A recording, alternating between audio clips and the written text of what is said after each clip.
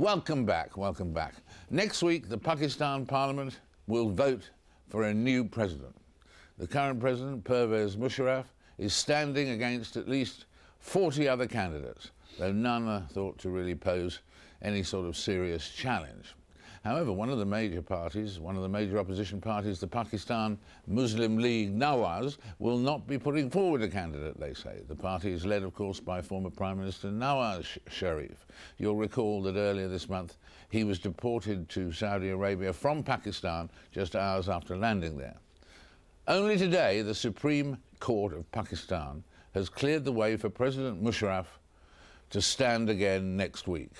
So how can the opposition react, and what's the future for Mr. Sharif himself? With me now is Mr. Sharif's brother, Shahbaz Sharif, the president of the party and the former chief minister of the Punjab. Welcome.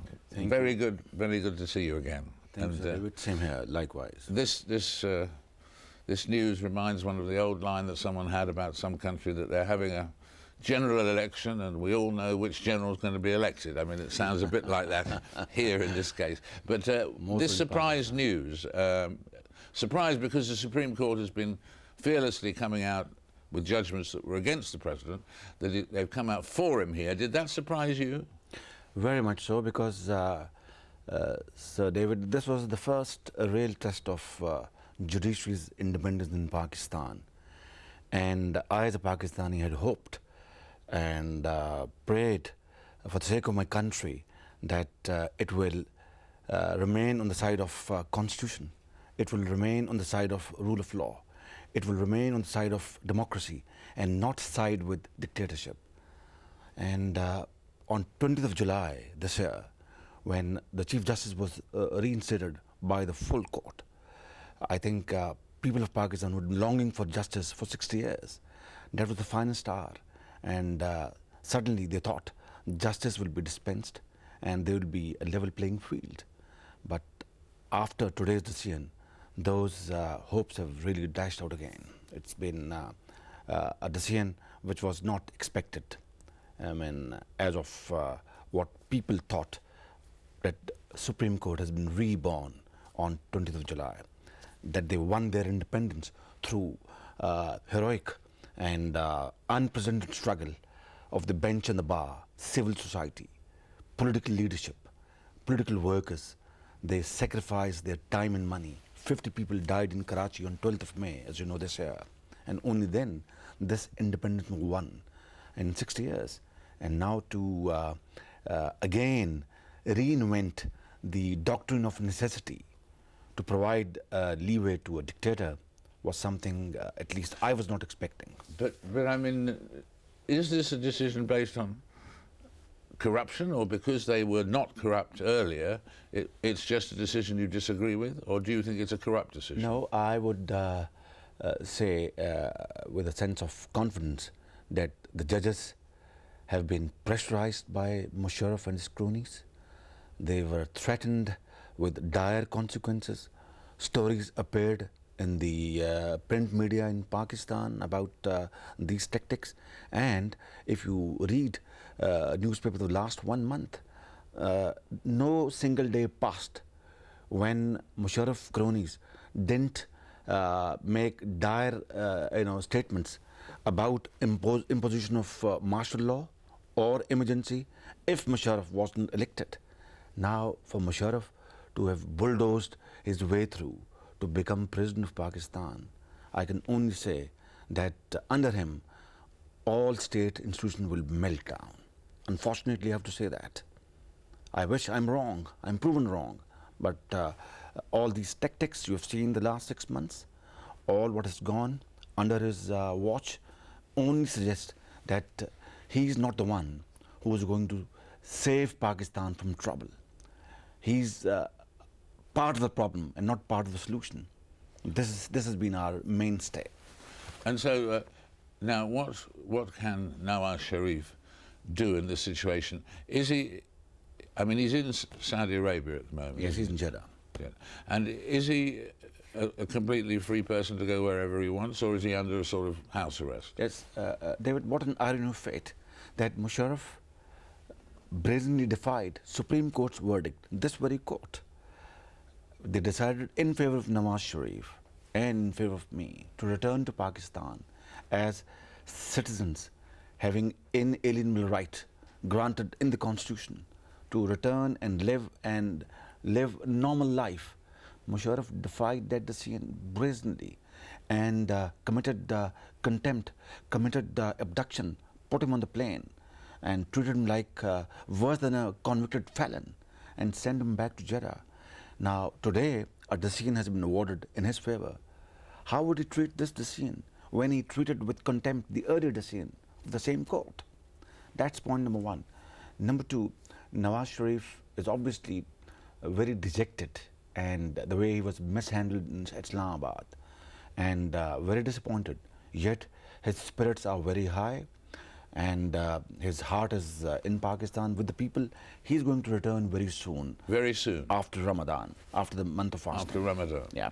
Is he going to arrive on October the 18th, the same day as Benazir Bhutto? I wish that were to be the case. And this was the understanding being forged between him and Benazir while they were partners in ARD, when they signed this Charter of Democracy, that hopefully we will fly to Pakistan together. But then, as luck would have it, Benazir took the other route to negotiate with this dictatorial regime in our own wisdom. And Mr. Nawaz Sharif was very clear and is very clear in his mind that shaking hand with a dictator will not usher into democracy, but will strengthen dictatorship. So he takes that decision. Exactly. So he's going to go back, and do you think this time the president will allow him in? I cannot say how will he deal with that situation, but left to him, he will bundle him out again. I mean, most definitely, because he does not tolerate freedom of speech. He does not tolerate political activity. He does not tolerate nationally popular leadership. He does not tolerate democracy in Pakistan, and he has been acting in a way as military dictators have acted all their life, and history is full of them. And as the saying goes, that the lesson of the history is that you don't learn any lesson from history, and that's very apt in Musharraf's case. And as you were saying, you'd quite like October the 18th to be the day that Mr. Sharif arrives back as well. Well, there is a possibility that he could arrive around that date, or earlier or a little later, but he will be arriving back home very soon. Yeah. Very soon. Yep. And what do you think will happen in this election? The results are obvious. Yeah. After providing legitimacy to military fatigues, to a general who has been ruling Pakistan at the barrel of the gun for the last 8 years. Now, under his watch, any semblance of free and fair election is like living in fool's paradise. Right. It is out of question. It will be rigged and engineered elections. And he would want to rig this election for his own self-perpetuation. He would want to rig this election for his own king's party and rule Pakistan like a despot. And what about the alliance that was formed by Mr. Nawaz Sharif and Benazir Bhutto, the alliance to bring back democracy? Does that still exist? I have to say that ever since Benazir Bhutto opted the other way, and one of the fundamental element of this Charter of Democracy was that never again any of us would negotiate with a dictator, become part of his government directly or indirectly. That was a solemn pledge, solemn commitment made by the members of ARD, the alliance of which Benazir and Nawaz Sharif were members. Now that she has chosen another path, that alliance obviously is in doldrums, it is in tatters, and it's a very unfortunate part of the story that we, political fraternity, has not been able to form a united stand against dictatorship and that is why Musharraf has been able to carve his way out. Well, that's a fascinating prediction, the prediction about the future there, the prediction about the election. You mentioned earlier on, Mr. Nawaz Sharif is dejected at the moment, you said. At what happened in Islamabad to him. Right. So he was malhandled. It was grossly mishandled. And, he was literally dragged, physically harmed, and lifted into a